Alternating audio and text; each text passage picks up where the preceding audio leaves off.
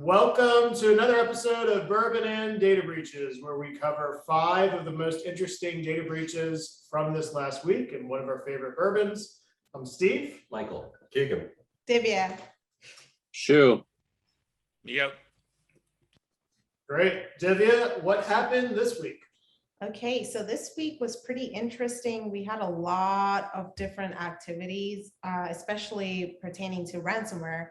So Iowa Farm Services, a new cooperative, was hit with BlackMatter ransomware, and they're demanding a $5.9 million ransom.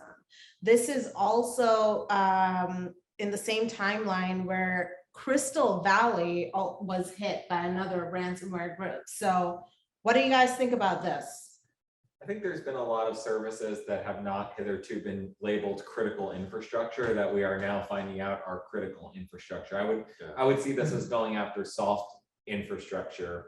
It's not the same as taking out the grid for a city, but it's how many different agricultural services, American agricultural services, can go down before the pipeline is negatively affected the same way Colonial Pipeline was affected. Mm-hmm. I find this interesting in that ransomware gangs have said we're not going to attack critical infrastructure, but I think it was BlackMatter that said specifically for new cooperative, yeah, they're too small to be labeled critical, so they're fair game.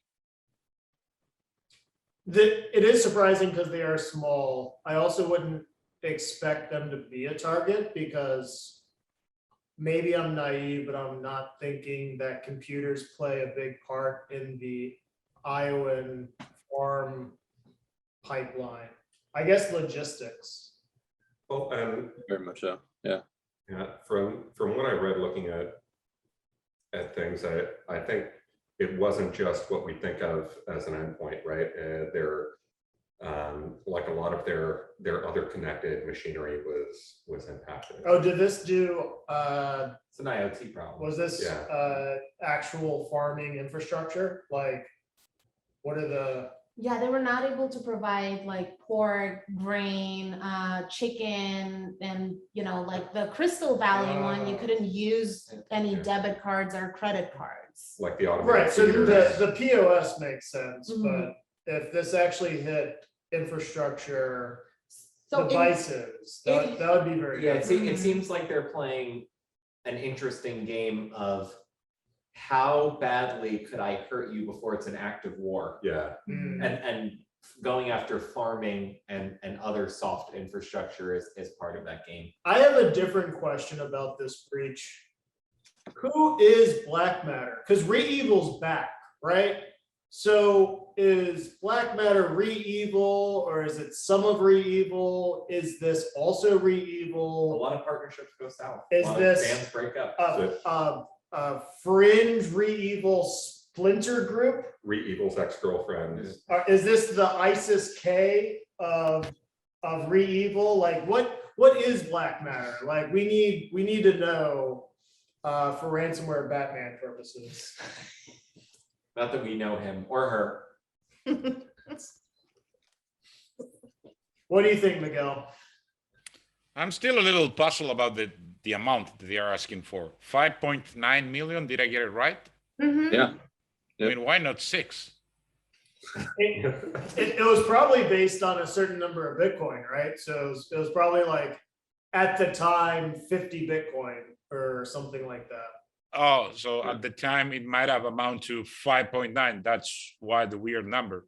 Yeah. Okay, Miguel, yeah.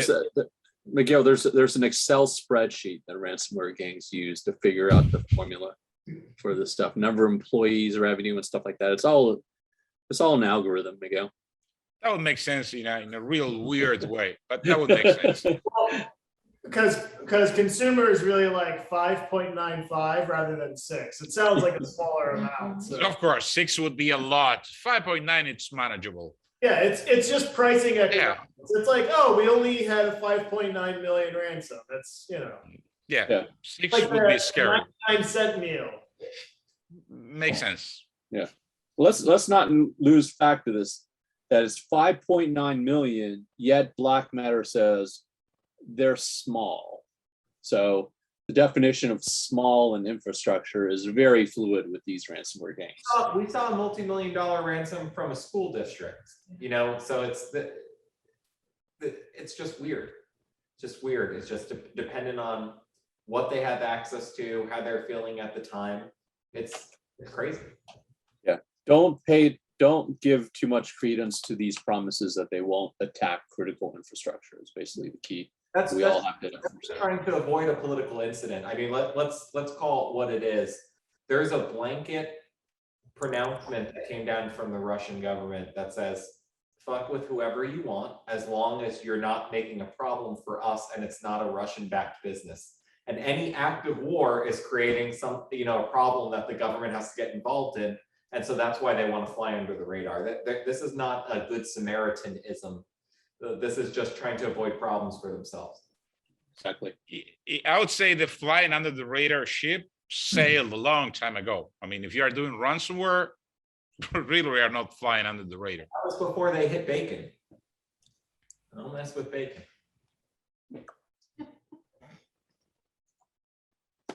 Bacon. Okay. Moving on. Okay, guys, so for story number 2, it is pretty much in the same timeline of this attack that Iowa and Crystal Valley had to deal with. The Biden administration targets ransomware payment enablers, and this happened on Tuesday at the financial marketplace. Thank God. It's about time that somebody stepped into this situation to solve it with regulation. Yeah.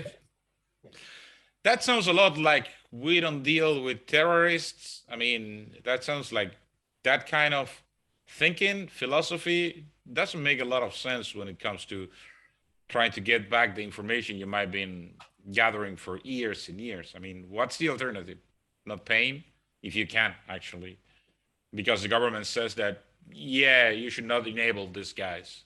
I mean, what's the government doing for you? What are they supposed to say? We are impotent to stop this problem and we don't have international influence to make it stop. What's the alternative? Yeah, I guess that would mean politicians coming clean. That's never going to happen. Oh, they're just flailing. Yeah. I find it interesting that this message from the White House saying do not pay ransomware has come after Colonial Pipeline. And I would have loved to see what would have happened if Colonial Pipeline did not pay. Until whitehouse.gov gets locked out. Right. And the whole entire East Coast gets shut down for weeks because gas can't get anywhere. Well, this is more of a suggestion, right? Like, you shouldn't pay. This isn't actual regulation. US companies can still do pay ransomware on a daily basis. It's the first step towards a statement of their official position, which feels very victim blamey. Statement of an official position of don't get ransomed. Or if you get ransomed, just roll over and die. Unless there's I believe unless there's a law passed, then they're not going to be able to stop anyone from paying. Well, and I think the statement included a reminder that some payments to some people could fall under the funding terrorism law. So they included in there a reference to you might be in trouble if you pay. If they could actually determine who these people were, then we wouldn't have to pay, right? Exactly. So good luck proving that this is an illicit payment if you can't even figure out who these people are that are holding your entire country for ransom. Well, that's exactly the point. The point is that the money is going down a tunnel into a black hole. And if you could shine a light, if you had the ability or clout and weren't impotent, you could shine a light at the other end of the tunnel and give them the finger instead of giving the farm the finger, which is essentially what the government's doing here, because it's difficult. They're in a difficult position where they can't come out and say, well, there's jack all that we can do about it. It's tough. Time for a bourbon break. So this week we have Wild Turkey Long Branch. So thanks to our sponsor, Wild Turkey Long Branch, famous in the Austin area for being Matthew McConaughey's bourbon of choice. A little bit about Wild Turkey Long Branch. It is aged in oak and Texas mesquite charcoal refined barrels, and it's aged for 8 years. So the plastic's still on this one. We're going to do a live tasting, and then You're saying the world was a lot different when that went into the barrel. the 8 years ago, yeah. So we would be talking about 2013. I think our biggest worry was stagflation. So I'm gonna pour some shots of Wild Turkey Long Branch. Debbie, why don't you tell us about it while I do that? Hey guys, so for Wild Turkey Long Branch, it says Kentucky Matthew McConaughey and master distiller Eddie Russell are proud to present this rare small batch bourbon. 8-year-old Wild Turkey bourbon is refined with Texas mesquite and oak charcoals for deeper flavor and complexity. What is Yeah, okay. The aroma is a balanced blend of vanilla and spice. It is one of Matthew McConaughey's recommended drinks. It is a refreshing riff on the Texas classic. It's 2 parts Long Branch, juice of half a lime, topped with sparkling water. Thank you again to our sponsors, Wild Turkey Long Branch, Wild Turkey Long Branch. You can find it in stores for roughly $35 to $40. Let's do a tasting. So what are we getting on the nose? vanilla, a lot of alcohol up front. It's not like that on the finish though. All the alcohol's up front, medium finish. Not a lot of smoke, a lot of sweetness. Yeah, I'm getting mildly sweet on the nose. I'm not getting too much alcohol. This is very mild compared to lots of others. And maybe a little bit of oak, or that could be mesquite. I don't know. Fun for Wood. fun for sipping. I think if you made an old fashioned out of this, you'd have to go light on the sweetness because the bourbon itself would have a lot of the sweetness. It is sweet. You definitely taste the alcohol up front, but That's not a detractor it's though. not a detractor. And it finishes pretty quickly. Yeah. But it has a nice aftertaste. I'm noticing that it's distinctly different from Wild Turkey 101. Wild Turkey 101 has much more rye spice in it. This has very mellow flavor and mouthfeel. It's actually got a thicker mouthfeel. Yeah. And it feels like a uniform sweetness. It's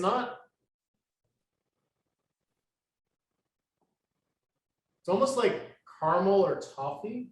You're fine. You know, the interesting thing is speaking of like putting a citrus flavor on top, I don't think that's a bad idea. I mean, Yeah. obviously that's a natural pairing like an old fashioned, but not adding any additional sweetness onto it. I think probably with some lime and some sparkling water, that's how I would prefer to drink. I think this would make for a very good old fashioned.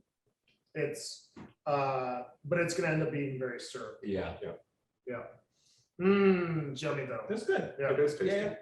How much was it? I think on special it's 35 pre-tax, so it was maybe a hair under 40. Oh no, this is a buy for me.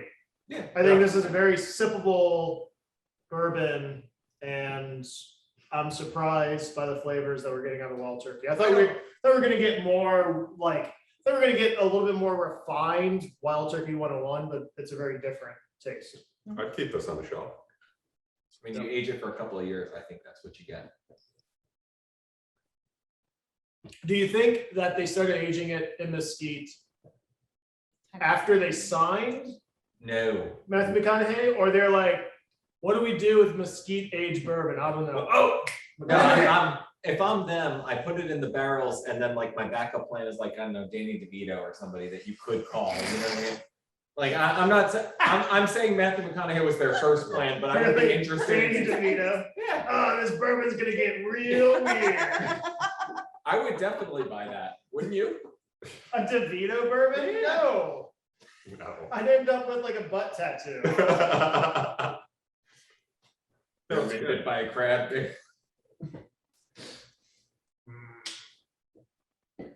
And that's been the Bourbon Break. Okay, to story number 3. So this is kind of interesting because ransomware victims panicked while the FBI secretly held REvil decryption key. And there were like about 1,500 companies that were ensnared in the July attacks. So what do you guys think about this one? I think it's what Mike just said. So he was talking about making an example of one of the groups, and that's the FBI saying that they intended to, but screwing it up and really not getting anywhere while still leaving companies on the hook. The problem that I have is you either have to lead, follow, or get out of the way, right? Yeah. You're either going to you're going to protect US companies from ransomware actively, which is not happening. You're going to follow up after and decrypt everyone, which also is not happening, or you're going to get out of the way. There's no other fourth choice, that is to be a Monday morning quarterback and be like, oh, you shouldn't have done that. You should have done something different. Like if the US wants to take an active role, then they should be doing hackback and they should be busting these groups. The US does not want to take an active role, then they should stop having opinions about ransomware payments. Nor do they want to arm the people. They don't want to blanket open hackback. Right. Even if the problem here in the States, and we've talked about foreign governments giving open blanket orders under certain circumstances to hack US businesses. The problem is, even if you know who hacked you and you hack them back and attack them, the FBI would show up and come talk to you, not the group that ransomed you. Yeah, this could be solved overnight if the US allowed hackback, because there's millions of security professionals in the US that would be more than willing and able to bust these groups up. But it's currently a crime for a security professional to hack the person that's currently hacking them. Yeah, I think the US government wants a monopoly on hackbacks. I think our government agencies are doing everything that they can against enemy targets, and probably with a lot of success that we'll never hear about. But yeah, they want to do this themselves. Russia and China have been successful because they have crowdsourced it. They have privateers doing this. Yep.